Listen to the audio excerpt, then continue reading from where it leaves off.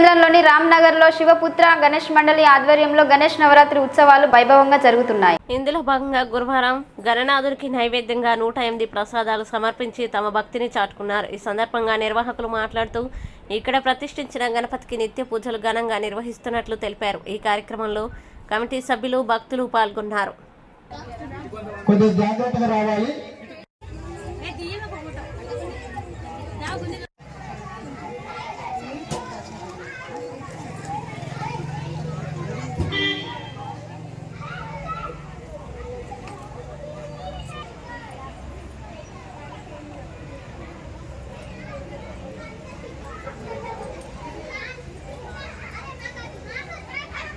బొజ్జ గణపయ్యకు 108 రకాల వేరు రకాలైనటువంటి ప్రసాదాలు సమర్పించడం జరిగింది.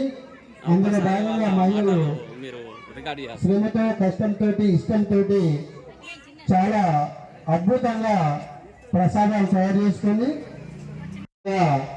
సమర్పించడం జరిగింది. జరుపుకోవడం జరిగింది.